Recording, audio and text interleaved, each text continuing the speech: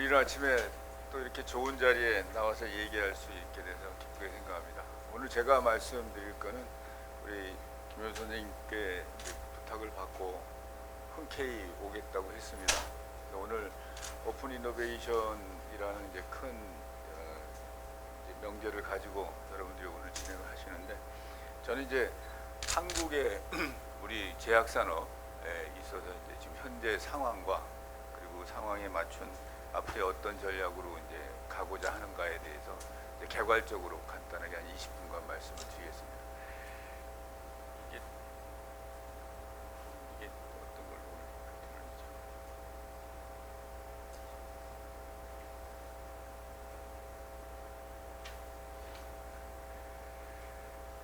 자, 오늘 제가 말씀드릴 거는 여기 세 소 챕터로 말씀드리겠습니다. 미래 성장 동력 산업인 제약 바이오 산업, 그다음에 한국 제약 산업의 현주소, 그다음에 신약 강국을 위한 오픈 이노베이션 전략.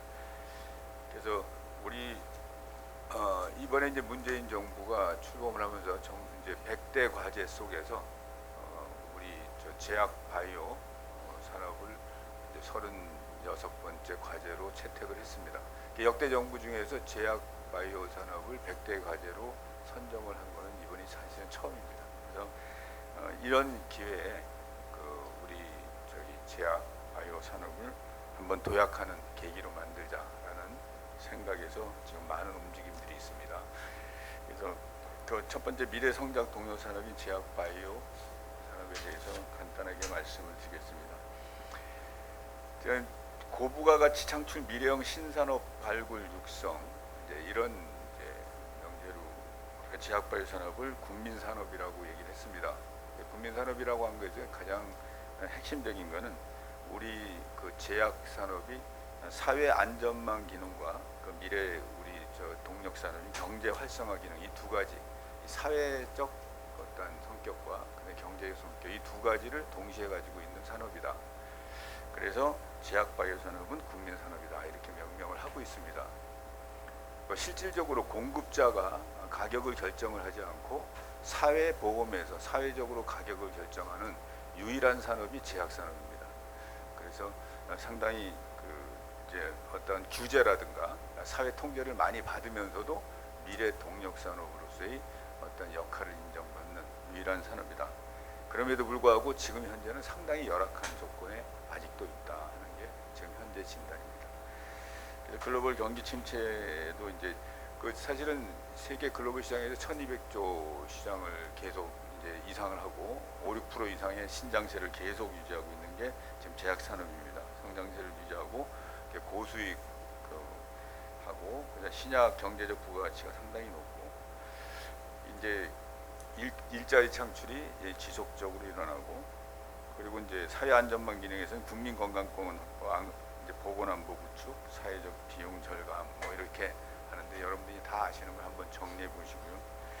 그래서 우리가 하고 있는 이 일이 결국 국민들한테 사회적 기능과 경제적 기능을 동시에 진행하고 있는 중요한 일이다 하는 것을 정리를 해봤습니다. 그리고 지속 성장 가능성이 높다. 연평균 성장률이 6%대의 이제 시장이다.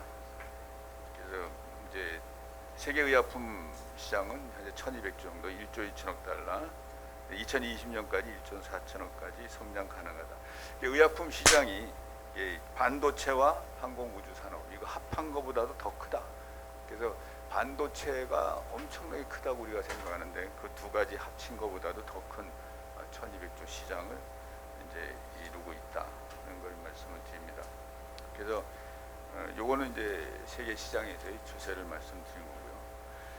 그리고 이제 미래 성장 동력에서 중요한 게 앞으로 이제 고령화 시대라는 이제 시대적인 트렌드가 우리 이 산업에서 상당히 중요한 어떤 시대적 트렌드라고 봅니다.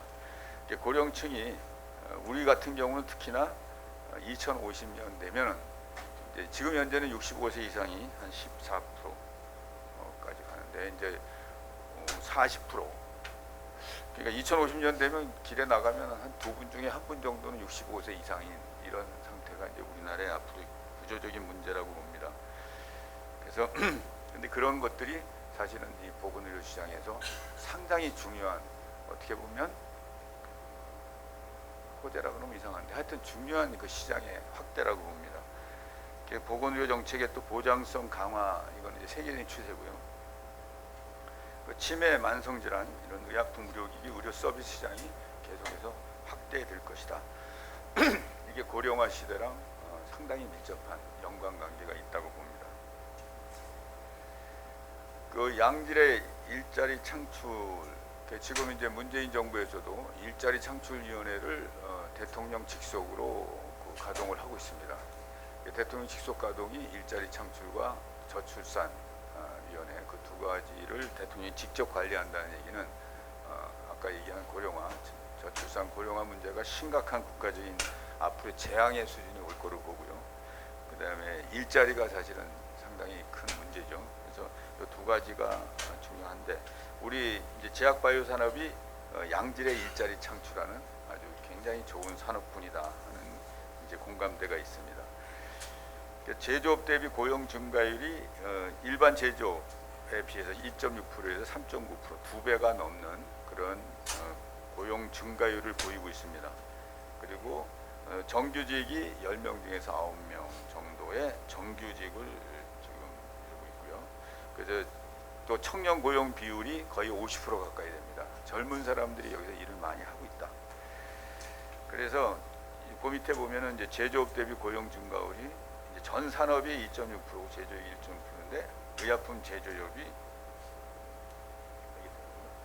이렇게 하고 그다음에 이 의약품 생산액 증가율이 이제 제조업 뭐 이런 거 고용 증가율 그 어떤 분 산업군의 증가율에 비해서 고용 증가율이 훨씬 더 높은 그러니까 사람에 의해서 그냥 고용 없는 성장이 아니라 결국 사람들에 의해서 성장되는 산업이 이거다. 그래서 앞으로도 이 추세는 계속 유지될 것이라고 봅니다.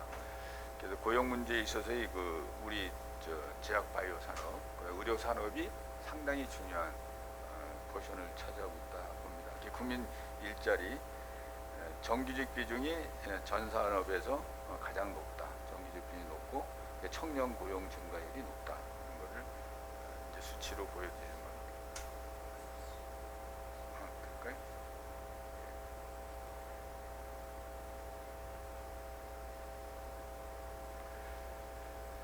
미래 성장 동력 산업이 이제 제약바이오 4차 산업혁명이 요새 화두가 되고 있습니다.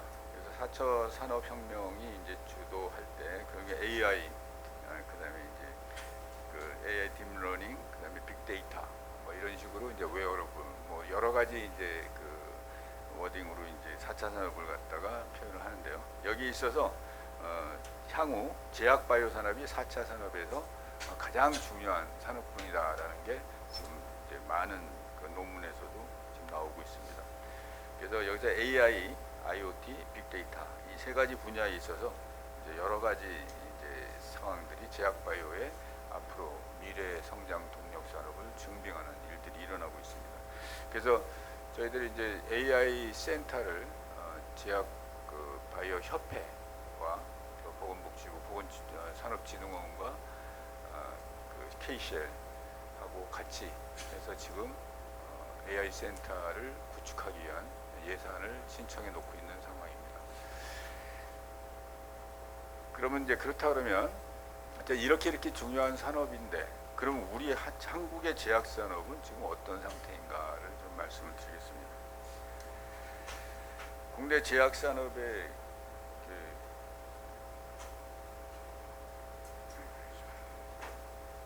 국내 제약 산업 규모가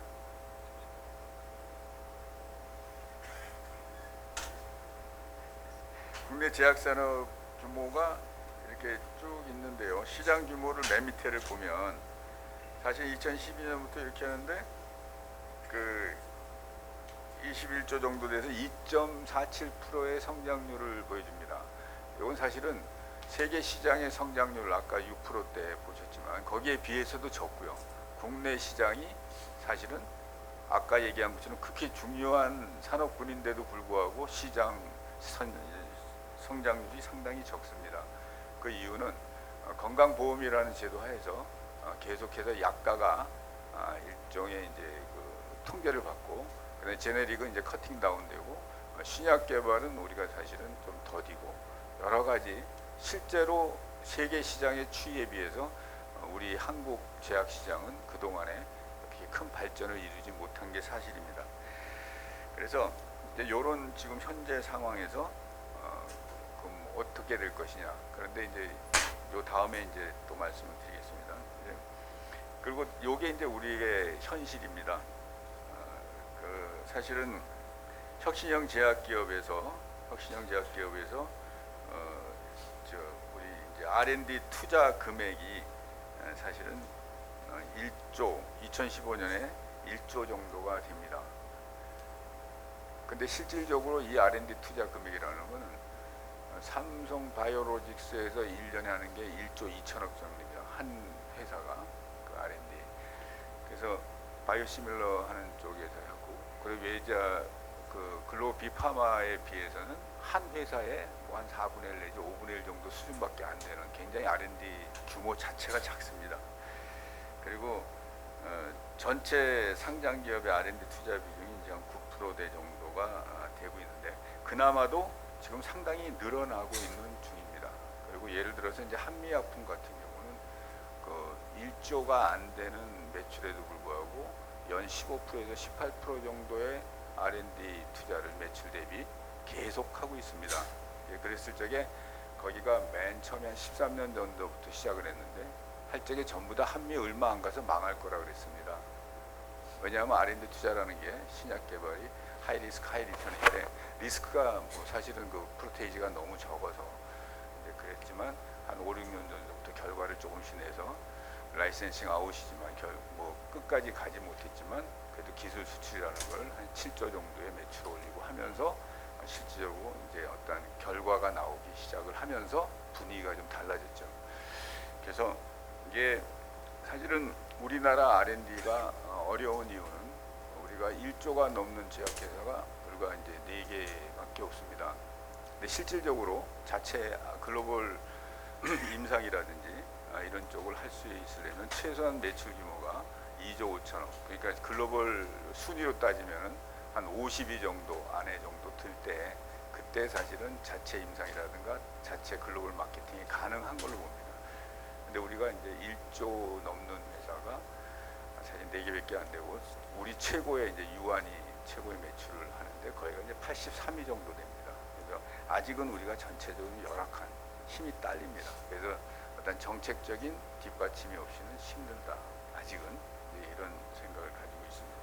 그리고 5년간 이제 글로벌 마케트 시어가 이제 지속적으로 이제 상승을 했는데, 근데 실질적으로 반도체 같은 경우 우리가 한 6%에서 7% 정도의 세계 마켓 시어를 가지고 있습니다. 우리가 한 2% 정도인데 실질적으로 우리랑 딱 맞는 산업인데도 불구하고 이렇게 이제 적게 사실은 마켓 시어를 가지고 있습니다.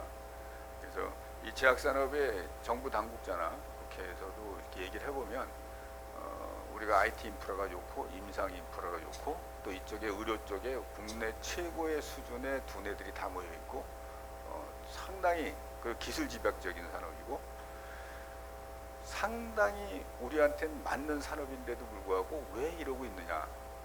그 사람들이 도리어 반문을 하는데 결론은 가장 큰 결론 중에 하나는 어떤 우리나라에서 그 철강이라든지 조선이라든지 반도체, 자동차 이런 것들이 치고 나가서 세계 글로벌 시장에서 어떤 자기 스테이터스를 잡을 때 대부분은 국가에서 정책적으로 밀었습니다. 그 정부에서. 근데 우리 제약 쪽은 제약 바이오 쪽, 의료기술 쪽, 보건산업 쪽은 한 번도 국책 사업으로 밀어본 적은 없습니다. 견제만 받았습니다. 그리고 상당히 좀 힘들게 왔죠. 근데 이제 지금은 이제 조금 분위기가 달라진다. 이 달라질 때를 우리가 호기로 치고 나가야 된다. 이 보건의료 쪽이 엄청난 시장입니다. 보건의료 기술, 그 다음에 제약산업, 그 다음에 보건의료 서비스 이쪽에 헬스케어 쪽에 상당한 시장이 잠재력이 있는데도 불구하고 지금 하고 있다. 여기 계신 여러분들이 이제 거기 앞장서시라고 이제 모이신 거니까 이제 제가 이제 부탁도 또 드립니다. 그리고 임상 인프라는 세계 1위다 해가지고 요거는 이제 뭐 우리가 만든 게 아니라 이제 돼 있는 겁니다. 그래서 이제 랭킹에서도 전부 다 상위고, 특히 서울 같은 경우는 이제 세계 1위입니다. 그래서 이런 어떤 임상참여센터의 숫자라든가 이런 인프라가 좋은데도 불구하고 왜 블록버스터가 안 나오는가, 이제 이런 것들에 대해서도 이제 우리가 한번 생각해보고, 이제 기회가 왔다라고 생각을 합니다. 그리고 한국 이제 아까 조금 약간 그동안에 시장이 답보하고 여러 가지 열악한 조건을 주로 말씀드렸는데, 그럼에도 불구하고 우리한테는 희망이 있다. 희망이 뭐냐면, 그동안에 진짜 맨 땅에 헤딩식에 많은 회사나 또 대학이나 이런 연구 단체들이나 전부 다 노력을 해서 많은 것들이 잠재해 있습니다. 아직까지 터지진 않은 많은 일들이 지금 거의 비등점 가까이 온 것도 많이 있습니다. 그래서 다수의 신약 파이프라인을 보유하고 있는데, 우리나라가 이제 1000개 정도를 보유하고 있는데 내용들이 상당히 기초 단계에서 좋은 내용들이 많습니다. 그래서 글로벌 빅파마들이 와가지고 우리 쪽의 파이프라인을 지금 이 시간도 탐색을 많이 하고 있습니다. 그리고 세계 최초의 이제 바이오 신약이 이제 자가줄기 제품 뭐 다 아시겠지만 하티셀 크림, 뭐 카티스템, 큐피스템 이렇게 해가지고 이제 지금 우리나라 이제 의료 쪽에서 하는 바이오 신약들이 창출이 되고 있습니다. 그 신약 개발도 이제 29개, FDA 승인을 7개, 개량 신약이 80개. 많이 이제 나오곤 있습니다만 아직은 이렇게 치고 나온 블록버스터급은 없다. 그래서 이제 그 과제를 이제 지금부터 우리가 해나가야 될 때다. 그래서 이제 이런 것들이 사실은 우리한테 향후 과제다. 신약 개발 필요하고, 그다음에 이제 경쟁, 제네릭 시장이 지금 너무 경쟁이 심화되어 있는 거, 이 부분을 조율을 해야 되겠다. 그리고 과당전지보다 건전한 제약 시장의 육성이 필요하다. 그걸 지금 방향을 잡고 진행을 하고 있습니다. 자, 마지막으로 이제 그럼 오픈 이노베이션 전략인데, 국내 기업의 오픈 이노베이션은 아직까지 이제 후보 물질 탐색 협력이 가장 많습니다. 아직은 디스커버리 단계에서 이제 서로 간의 오픈 이노베이션 단계가 많고, 그리고 여기 해외 파트너 협력 비중이 아직도 높습니다. 그리고 라이센스 아웃보다는 라이센스 인이 상당히 많습니다. 아직까지는 기초 기술 면에서도 외국 기술에 많이 의존을 하고 있다고 이렇게 있는 상황입니다. 그리고 글로벌 시장 진출을 위해서는 이제 국내 제약 기업이 혁신적 신약과 고품질의 그러면 이제 글로벌 신약과 이제 R&D 임상 노하우 이런 것들을 글로벌 파마와 글로벌 비파마들과의 그 오픈 이노베이션 장이 필요하다고 봅니다. 그래서 우리 힘만으로 안 되는 우리 원천 기술의 글로벌 그 빅파마들이 같이 협력하는 이런 체제가 지금 필요하다고 봅니다. 공동개발, 공동임상, 글로벌 마케팅의 협력이 필요로 하고, 글로벌 시장 진출을 하기 위한 그런 노력들이 필요하다고 봅니다. 하나의 예로 국내 제약산업 이거 하나의 이제 그 일본의 오노제약이 교토대학하고 공동 연구를 했습니다. 공동 연구를 하다가 그 다음에 브리스톨 마이어스 스퀴브 컴퍼니 BMS와 이제 글로벌 비파마와 또 다시 이제 오픈 이노베이션 장을 마련했고, 그래가지고 옵티보를 이제 생산을 합니다. 그래서 블록버스터를 냈죠. 여기 하나의 예인데요.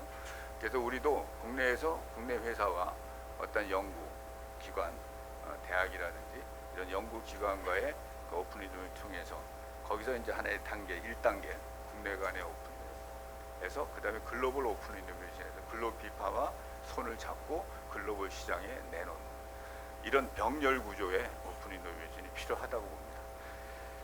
그리고 여기 산업계와 병원 간의 오픈 이노베이션이 우리 국내에서 일어나는 두 가지 예를 드렸는데요. 녹주자랩셀 서울대병원하고 지금 하고 있는 NK제프 치료제 후보물질, 요거 이제 보건복지부에 이제 과제로 선정을 해서 지금 이상 진행이 되고 있고요. 그다음에 동아ST하고 연세대하고 해서 이게 유전선 난청 치료제 후보물질 해서 이것도 지금 공동 연구를 하고 있습니다. 그래서 산업계와 그다음에 대학과의 어떤 그 시작 단계에서부터의 협력 관계가 상당히 필요하다고 봅니다. 신약 개발 R&D는 이제 전 과정을 해서 임상 단계 중요성이 상당히 높고, 여기서 이제 대학의 협조가 서로 간의 오픈 이노베이션 신약 강국의 벨기에 예를 들어보면 정부의 R&D 투자, 그다음에 세제 지원, 행정 절차 간소화 이런 것들이 전부 다 정부에서 전격적으로 밀어주고 있습니다. 그러면서 불과 십수년 사이에 세계적인 신약 강국으로 도약을 했습니다. 그래서 제약계열의 임상 실험의 전문성이 상승하고 그다음에 이제 글로벌 빅파마들의 관심이 들어와서 글로벌 상위 30개 장에서 29개사가 벨기에 내에 R&D 센터를 설립을 했습니다. 그리고 산업 클러스터 확대하고 이거 벨기에를 우리가 주요 모델로 해서 사실은 계속해서 추진을 하고 있습니다. 자, 이제 보면 정부 정책의 지원과 미래 기술과 인재 활용 이런 것들이 이제 정부 지원이 결국 굉장히 중요한 마중물 역할을 한다. 정부의 의지가 상당히 중요하다고 봅니다.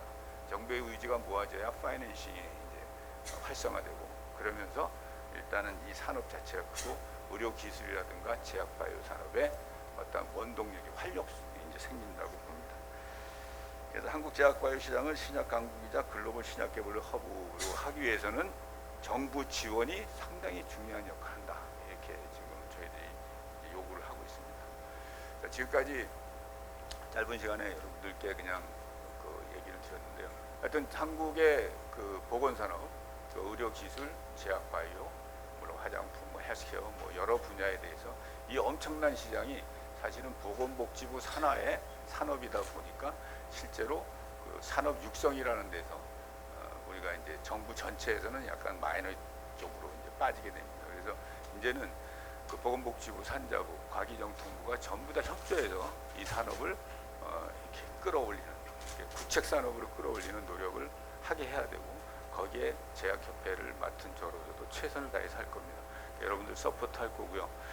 지금 생각하시는 많은 부분들을 김효 선생님도 얼마 전에 만나서 말씀을 들어봤는데 상당히 의지가 강하십니다. 그래서 그런 것들이 다 모여서 하되 한 가지 부탁은 항상 산업화가 목표라면 이제 초도 단계부터 이렇게 그 산업 쪽하고의 연결해서 오픈 이노베이션 장을 처음부터 염두에 두시면서 하면 좋겠다. 이제 그런 말씀을 드렸고 그런 의미에서 이제 오늘 와서 얘기 좀 해달라고 해서 기꺼이 왔습니다. 경청해 주셔서 감사합니다. 네.